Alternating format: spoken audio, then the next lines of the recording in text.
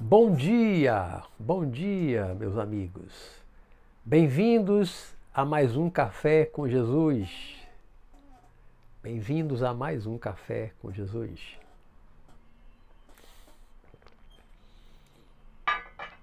Hoje nós vamos falar sobre o que Jesus considerava essencial na sua pregação, na sua fala, durante a sua passagem aqui na Terra.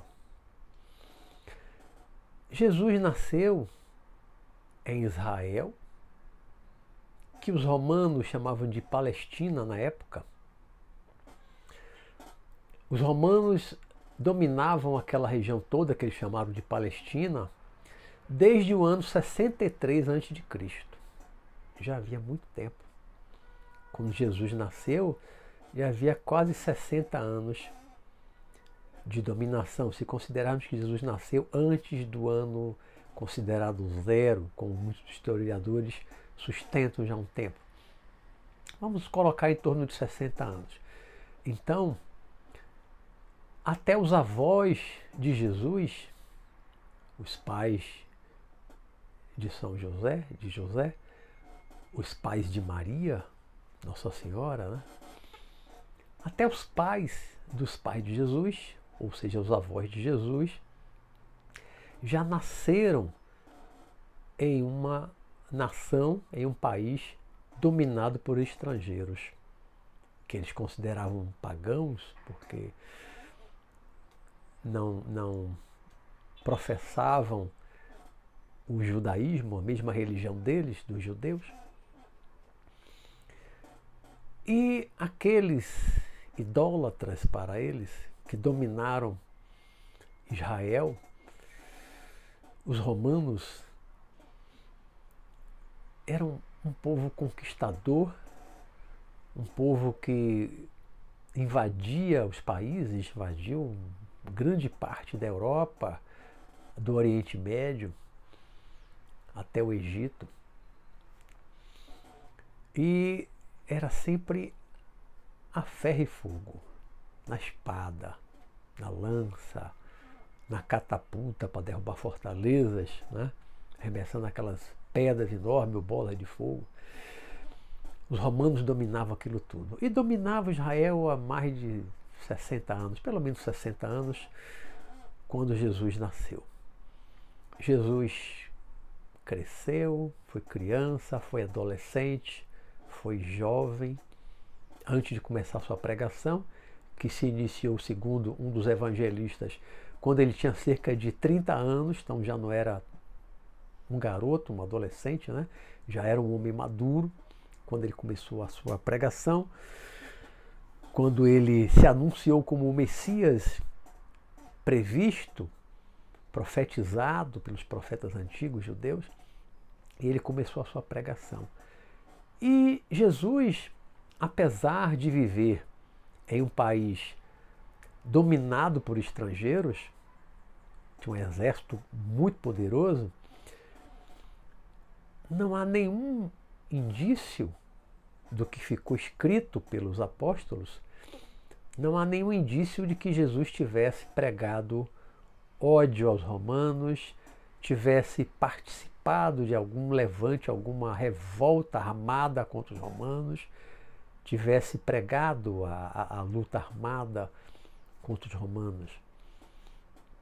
Muito pelo contrário, Jesus, em suas pregações, como ficou registrado, ele dizia para as pessoas amarem os seus inimigos.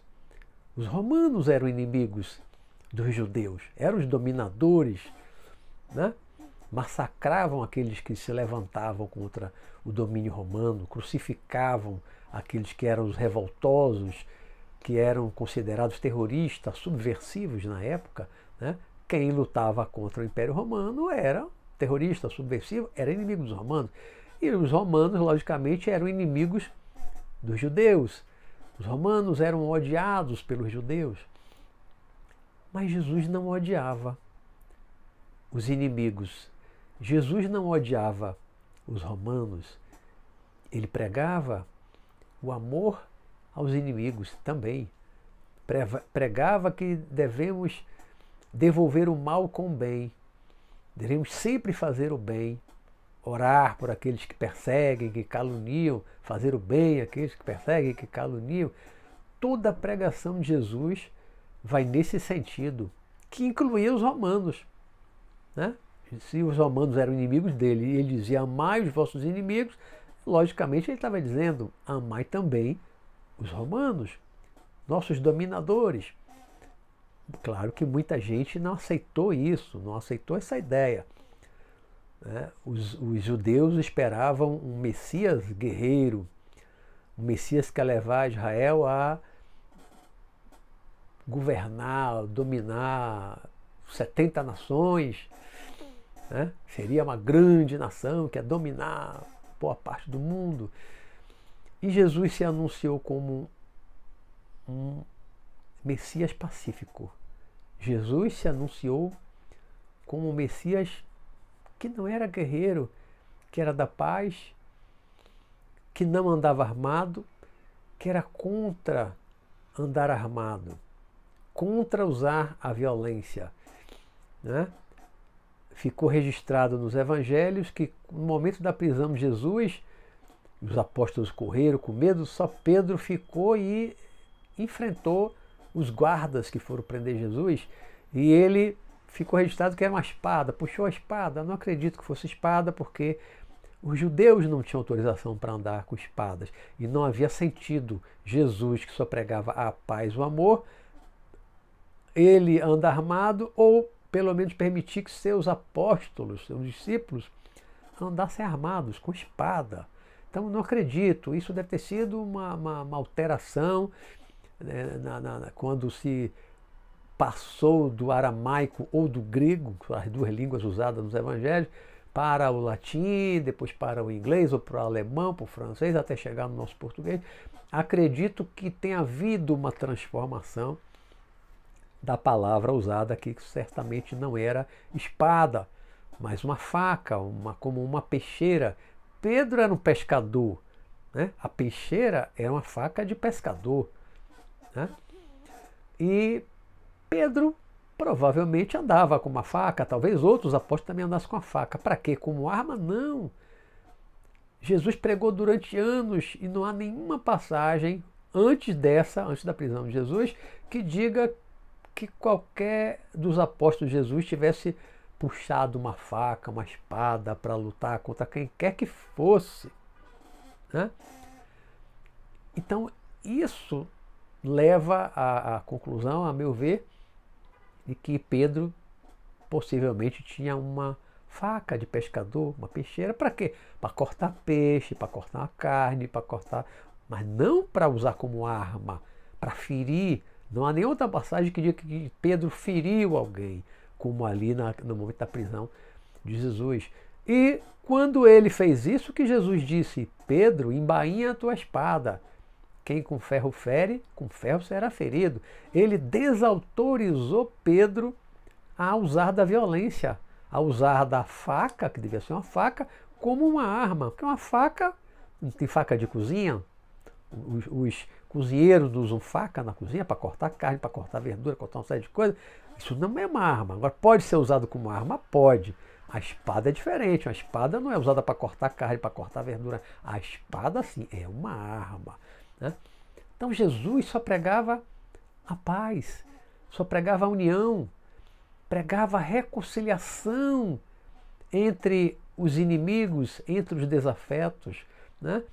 Passagem que as pessoas estão indo dentro do templo levar as oferendas para o sacrifício, o cordeiro, né, que é um carneiro, ou um pombo, comprava ali mesmo no pátio do templo para o sacrifício, para Deus, para o Jeová, que era como eles consideravam, como eles chamavam Deus na época.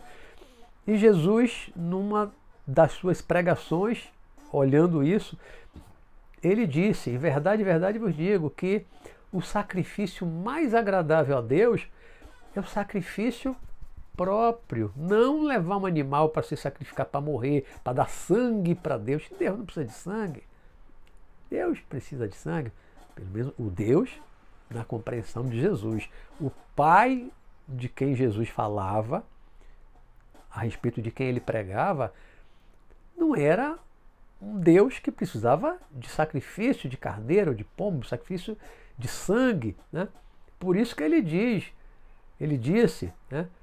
Vá, nesse momento, né? O sacrifício, vá, procure o seu inimigo, o seu desafeto, se reconcilie com ele. Depois você vai fazer seu sacrifício lá no templo. Ou seja, era mais importante, segundo Jesus, para Deus, para o Pai, a gente se reconciliar com o inimigo, com o desafeto, do que fazer um sacrifício lá de sangue. Assim como é muito mais importante, poderíamos colocar em termos de hoje, muito mais importante a reconciliação com o inimigo, com o desafeto, do que fazer promessas, vou dar isso, vou dar aquilo, nas igrejas. Muito mais importante que nós nos reconciliemos com os nossos inimigos, com os nossos desafetos, claro, se existirem, né? Você tem inimigos, se você tem um desafeto. Então, esse sacrifício do orgulho, que impede muitas vezes a reconciliação, o orgulho, né? Sacrificar esse orgulho era muito mais importante do que oferecer um carneiro, um pombo, qualquer outro animal, para ser morto e oferecer o sangue a Deus. Deus não quer sangue de animal nenhum, né? Na ótica de Jesus, na pregação de Jesus, era muito mais agradável a Deus, ao Pai, esse sacrifício do orgulho, da vaidade, do preconceito e tantas outras coisas, tantos outros defeitos e limitações que nós ainda temos, não é? Jesus só pregava o amor e a paz o tempo todo, o tempo todo. Curava a todos que eram levados até ele. Até o centurião romano, quando procurou Jesus para falar do seu servo, devia ser um escravo, que estava doente em casa, quer dizer, o romano, que era o dominador de Israel, né? Inimigo dos judeus, ele tem a humildade de procurar um judeu, um rabino, um pregador judeu, que era Jesus, para fazer um pedido, e não era nem para ele. Pedir para o servo dele, porque, como ele disse, o servo era bom, era uma boa pessoa. Aquele romano era um romano até diferenciado, porque ele era um romano que ele tinha um bom coração. Se ele tinha tamanho amor, afeto, consideração pelo seu servo ou escravo, doente, e faz com que ele até se arrisque perante seus superiores e procurar um rabino judeu para pedir ajuda, isso para ele deve ter sido arriscado, deve ser uma decisão difícil dele procurar Jesus. Mas ele, na rua, em público, passou por cima dessa coisa do orgulho romano, da superioridade romana.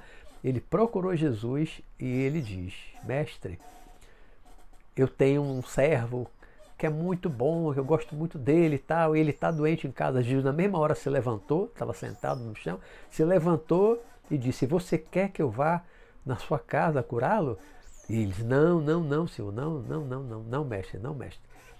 Basta você dizer uma palavra, ordenar que ele seja curado, que eu tenho certeza que ele será curado, né? Aí fala outras coisas e tal. E Jesus aproveita o momento para dar uma lição àqueles que estão ao seu redor, não só os apóstolos dele, mas a pequena multidão ao seu redor, e ele disse, né? Em verdade, eu vos digo que não encontrei tamanha fé entre o povo de Israel, ou seja, entre os judeus. Aquela fé de dizer, né? Eu tenho alguém doente na minha casa, não preciso que o senhor vá lá, não. Diga que ele vai ficar curado, ordene que ele fique curado, que eu tenho certeza que ele estará curado quando eu voltar para casa. Foi isso que o romano fez. Tenho certeza que ele estará curado. Tamanha era a fé daquele romano. E os romanos tinham uma religião politeísta, eram muitos deuses, né? Mas esse romano era diferenciado. E Jesus, não precisou ir na casa dele e disse: assim como você me pediu, assim foi feito. E o romano agradece, vai para casa, chega em casa e encontra o servo dele curado, já sentado na cama, rindo, e estava curado, né? Então, Jesus não era contra os romanos. Jesus não fazia nenhum tipo de pregação aos romanos. Jesus não pregava a violência aos romanos, de forma alguma. Nunca autorizou os discípulos dele, os seguidores dele, a agirem de forma violenta contra os romanos que dominavam o país dele. Já nasceram num país dominado, mas mesmo assim ele só pregou a paz, só pregou o amor, inclusive aos inimigos, aos romanos, só pregou a reconciliação, só pregou o perdão das ofensas, perdoar ao próximo, não apenas 7 vezes, mas 70 vezes 7 vezes.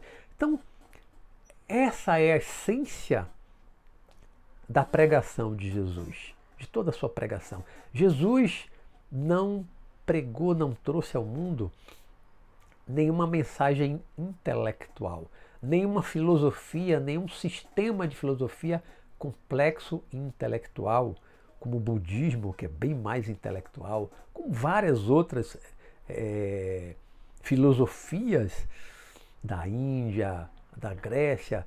Tem muitas filosofias que têm um sistema complexo, que não é para todo mundo entender, né? Há certas filosofias que só aqueles que têm um intelecto mais desenvolvido são capazes de compreender e de assimilar aquela filosofia. Mas o que Jesus pregava era um sistema filosófico complexo. Você tinha que decorar alguma coisa para ser seguidor dele, para ser cristão. Não. Que ele pregava amor ao próximo, amar a Deus sobre todas as coisas, ao próximo como a ti mesmo, perdoar as ofensas, reconciliar com os inimigos, com os desafetos, e por aí vai. Fazer o bem sempre, devolver o mal com o bem, nunca devolver o mal com o mal. Então, toda a pregação de Jesus, a essência da pregação de Jesus era essa.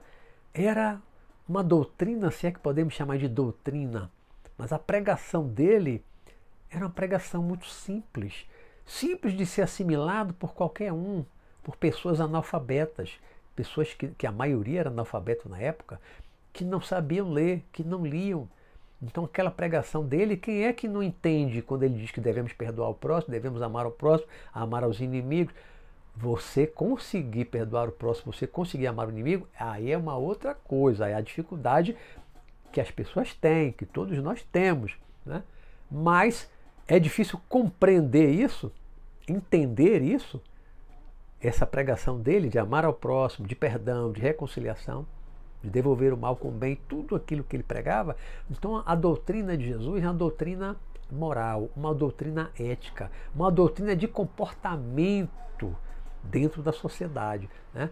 de relação social, da nossa relação com as outras pessoas, de aproximação, de não criar atrito, de evitar atrito, de perdoar quando alguém fizer o mal, dar outra face, quando levar um tapa, dar outra face. Tudo isso que Jesus pregava era muito fácil de ser assimilado, de ser entendido. Ser praticado, ser colocado em prática é uma outra coisa, né? Já é uma outra história, que não é tão fácil. Mas entender é fácil, compreender, assimilar é fácil. Então, essa foi a essência da pregação de Jesus no mundo. Nada complexo, nada difícil de entender, de compreender. E temos que colocar em prática, tentar ao máximo possível, nos esforçarmos ao máximo possível para colocarmos em prática tudo aquilo que ele pregou. Essa essência que eu estou tentando aqui resumir bastante, né, da pregação de Jesus, que está lá descrita nos 4 evangelhos da Bíblia, né, do Novo Testamento. É essa a reflexão de hoje, nosso Café com Jesus. Então, viva Jesus, o nosso mestre amado.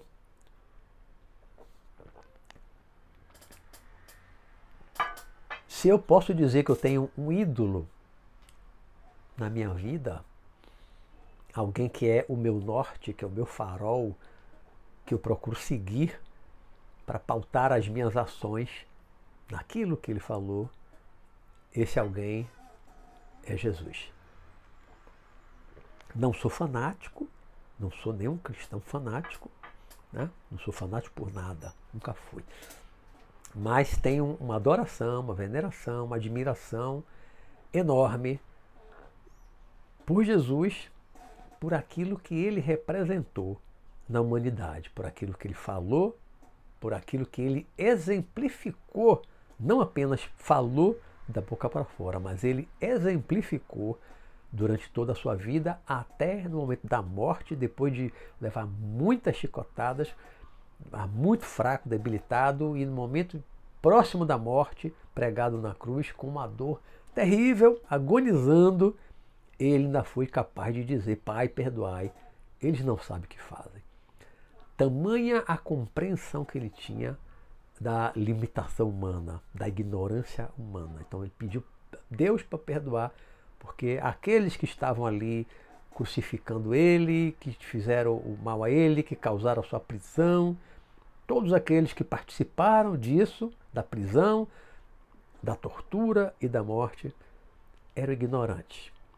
E ele compreendia essa ignorância.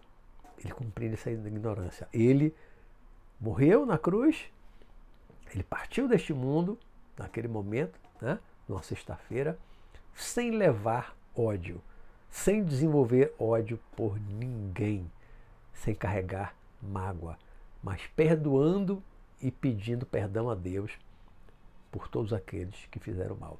Por isso a essência da pregação de Jesus é basicamente amor ao próximo. Amor ao próximo. Tá bom? Vou ficando por aqui. Louvado seja nosso Jesus Cristo. Um grande abraço a todos. Até o próximo Café com Jesus.